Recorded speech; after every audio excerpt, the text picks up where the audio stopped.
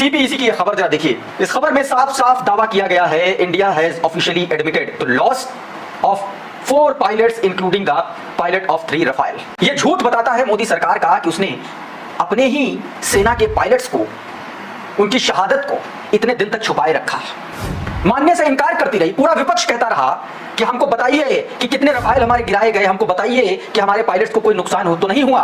लेकिन ये सरकार, इसके नफरती चिंटू, इसके नफरती सांसद, इसके 2-2 कौड़ी के 2-2 रुपये के जो ट्रोल है ना, उन्होंने इस शहादत पर भी पर्दा डालने का काम किया है। अब विदेश मंत्री एस जयशंकर खुद कह रहे हैं कि मिनिमम 3 रफाल जो है हमारे डाउन हुए हैं। सुनिए जरा, अभी 2 दिन पहले ये बयान दिया, एक बार फिर से सुनाता हूं आपको याद दिलाने के लिए, सुनिए। Something, the Pakistanis did attack us massively that night. We had already lost 3 Rafales to Pakistan 2 days ago, so it was very unfair of them to attack. BRICS सम्मेलन में भारत की जो स्थिति है सबसे कमजोर स्थिति बताई जा रही है। क्यों? क्योंकि भारत का जो मिडिल ईस्ट में चल रहे टेंशन, गजा में जो इजराइल द्वारा किया जा रहा जेनोसाइड, उस पर जो भारत का प्रो इजराइल एक तरीके से जो एक उसका स्टैंड है, उसको लेकर के भारत की पूरी दुनिया भर में आलोचना हो रही है। दोस्तों, क्या इस देश की सरकार अपने ही नागरिकों से ऐसा झूठ बोल रही है जिसका असर उन शहीदों के परिवार वालों पर पड़ रहा है, या यूं कहें कि सेना के, एयरफोर्स के उन जवानों पर पड़ रहा है जो सीधे तौर पर कुछ बोल भी नहीं पा रहे हैं? यह है इस मोदी सरकार का घटिया कृत्य, काला सच, और यह है इनका असली राष्ट्रवाद। जिसको ये राष्ट्रवाद कहते हैं वो सीधे तौर पर इसको देशद्रोह माना जाना चाहिए। और यह खबर इस बात की तस्दीक करती है कि हमारे 4 रफाल और 4 रफाल के 3 पायलट, इसके अलावा एक और फाइटर पायलट हमने इस जंग में खोया। ब्रिक्स की बैठक में इसको एनालाइज करने वाले लोग ये कह रहे हैं कि वेस्टर्न देशों को खुश करने के लिए वो ब्रिक्स को एक तरीके से कमजोर करने की कोशिश कर रहा है। जिस रात भारत ने पाकिस्तान के खिलाफ सो कॉल्ड ऑपरेशन सिंदूर लॉन्च किया था, उसी रात यानी 6 और 7 की दरमियानी शब DGISPR ने पाकिस्तानी मीडिया को ये कंफर्म किया था, जबकि उससे पहले सिक्योरिटी जराये से बाकायदा मीडिया को इनपुट मिलना शुरू हो चुके थे कि इस टाइम पर यह जहाज़ गिरा है, इस टाइम पर यह जहाज़ गिरा है। यानी 6 जहाज़ों की कंफर्मेशन बताई थी कि जिनमें 3 राफेल जहाज़ हैं। और अगले ही रोज़ प्रेस कॉन्फ्रेंस करते हुए, जहां पर साथ में एयर वाइस मार्शल औरंगज़ेब भी मौजूद थे, उन्होंने एक प्रिसाइज जगह बताई थी कि यहाँ हमने तैयारे गिराए। भारत अब तक डिनाई करता आया, लेकिन अब जब अवामी दबाव बढ़ता जा रहा है, पॉलिटिकल दबाव भी बढ़ता जा रहा है कि वो बंदे कहाँ हैं जो वो जहाज़ उड़ा रहे थे, तो फाइनली भारत ने अब अपने ही मीडिया के छोटे छोटे नुमाइंदों के ज़रिए ये बात कंफर्म करना शुरू कर दी है कि जो जहाज़ गिरे थे उसके साथ हमारे 4 पायलट्स भी मारे गए हैं। पाकिस्तान ने यह दावा किया था कि S-400 भी तबाह हुआ है, उसकी भी चंद ही रोज़ में आपको कंफर्मेशन मिल जाएगी, क्योंकि 5 ऐसे बंदे कंफर्म हो चुके हैं जो कि उसी को ऑपरेट कर रहे थे, उनकी हलाकत हुई है। जबकि टोटल ओवरऑल देखा जाए तो पाकिस्तान ने 250 फौजियों का दावा किया था, वो भी चंद ही रोज़ में आप पर कंफर्म हो जाएगा कि 250 के 250 भारतीय फौजी मारे गए हैं। ये है पाकिस्तान की वो ताकत कि हमने कोई बढ़ा चढ़ा कर बात नहीं की। हमने प्रिसाइजली बताया था कि इतने जहाज़ गिरे हैं, इतने पायलट मरे हैं, इतने फ़ौजी मारे गए हैं, ये S-400 तबाह हुआ है। अब एक चीज़ कंफर्म खुद भारतीय जब कर रहे हैं तो आपका सीना ज़रूर फ़ख्र से चौड़ा होने वाला है, क्योंकि भारतीय सहाफ़ी ही की ज़ुबानी में आपको ये सब कुछ सुनाऊँगा। और अब भारत में नरेंद्र मोदी के लिए मज़ीद ज़मीन तंग होना शुरू हो चुकी है, क्योंकि उसने जो ड्रामे करने थे वो ड्रामे अब फेल होना शुरू हो चुके हैं। तो आइए देखते हैं भारतीय सहाफ़ी इस सारे मामले पर कैसे पाकिस्तान की एक खबर को कंफर्म करता है। दोस्तों, क्या इस देश की सरकार अपने ही नागरिकों से ऐसा झूठ बोल रही है जिसका असर उन शहीदों के परिवार वालों पर पड़ रहा है, या यूं कहें कि सेना के, एयरफोर्स के उन जवानों पर पड़ रहा है जो सीधे तौर पर कुछ बोल भी नहीं पा रहे हैं? दोस्तों, ऑपरेशन सिंदूर में ऐसी कौन सी बात है जो मोदी सरकार ने छिपाई और अब उसका काला सच सामने आ गया है? दोस्तों, क्या मोदी सरकार के द्वारा चलाए गए ऑपरेशन सिंदूर में हमारे जवान जो शहीद हुए उनकी सही संख्या क्या कुछ बताई गई या नहीं बताई गई? आज का इस वीडियो उसके बारे में ही है। दोस्तों, आज के इस वीडियो में मैं आपको बताऊंगा कि रफाल की सच्चाई क्या है, रफाल को लेकर के जो अलग अलग दावे किए गए, उन दावों को मोदी सरकार ने कैसे झुठलाया और कैसे अब वे दावे मोदी सरकार के ही मंत्रियों, उनके अधिकारियों के द्वारा सामने आ रहे हैं, वो बताऊंगा। कैसे हमारे पायलट्स की शहादत को छुपाया गया, आप समझिए कि ये कितना बड़ा कांड है।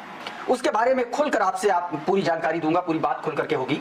और साथ में आपको बताऊंगा कि किस तरीके से मिडिल ईस्ट को लेकर के जो भारत का स्टैंड है उस पर किस तरह से ब्रिक्स में भारत बुरी तरीके से घिरा हुआ नजर आया, वो तस्वीरें मैं आपको दिखाने की कोशिश करूंगा। और अपनी ही सरकार के सड़क एवं परिवहन मंत्री नितिन गडकरी के द्वारा किस तरीके से मोदी सरकार की पोल खोली गई वो बयान भी आपको दिखाने की कोशिश करेंगे। सीपीईसी की यह खबर जरा देखिए। इस खबर में साफ साफ दावा किया गया है, India has officially admitted the loss of 4 pilots including the pilot of 3 Rafale.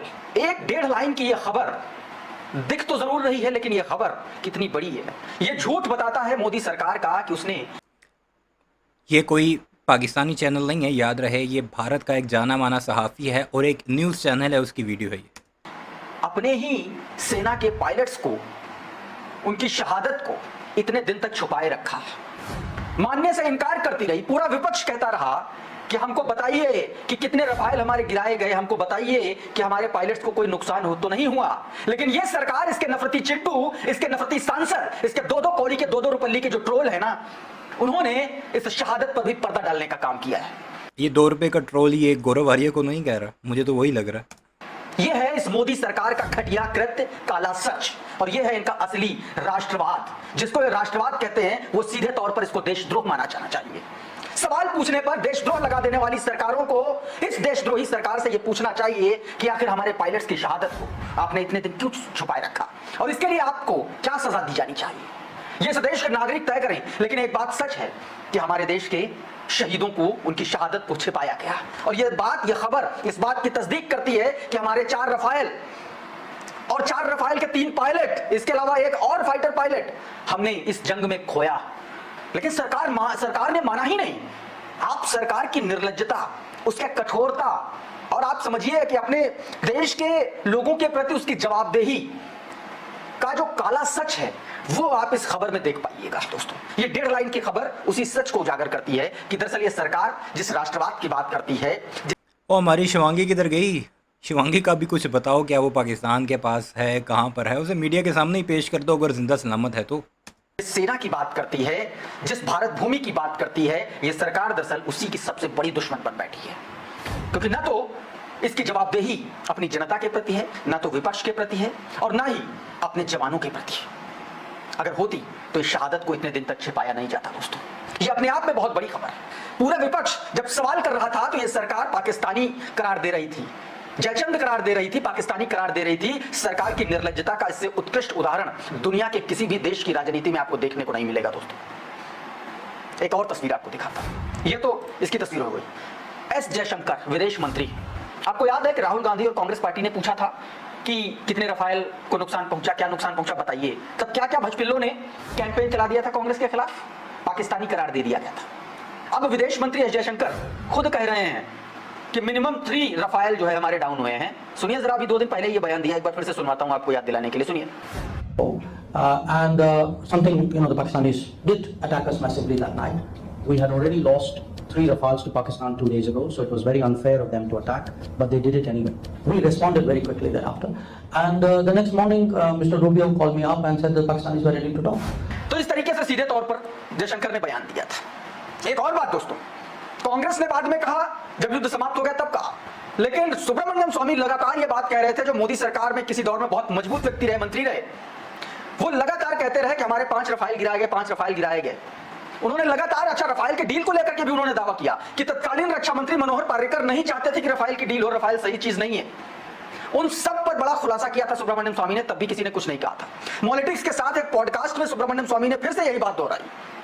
लेकिन ये भजपिल्ले किसी की मानते कहां, ये तो अपने आप को ही सर्वश्रेष्ठ समझते हैं ना। किसी भी तरीके से अपने आका को कवर करना है, अपने आका की इमेज पर कहीं धक्का ना पहुंचे, भले ही देश गर्त में चला जाए, अंतरराष्ट्रीय स्तर पर भले ही देश की छवि घटिया से घटिया बन जाए, लेकिन आका का कुर्ता चमकते रहना चाहिए। रोना सुना होगा अपने भारतीयों का, यही अब कुछ चल रहा है। नरेंद्र मोदी को उसकी औकात दिखाई जा रही है, और मोस्ट इम्पॉर्टेंटली जो सबसे अहम चीज़ है जिसे दुनिया भी अब एडमायर कर रही है, वो है पाकिस्तान की तरफ से कोई एग्जैजुरेशन ना करना, पाकिस्तान की तरफ से एक एक चीज़ बताना, इवन के पाकिस्तान का जो नुकसान हुआ है उसे भी पब्लिकली एडमिट करना, और अपने शहीदों को अपना कंधा देकर फ़ौजी एजाज़ के साथ सुपुर्द खाक करना।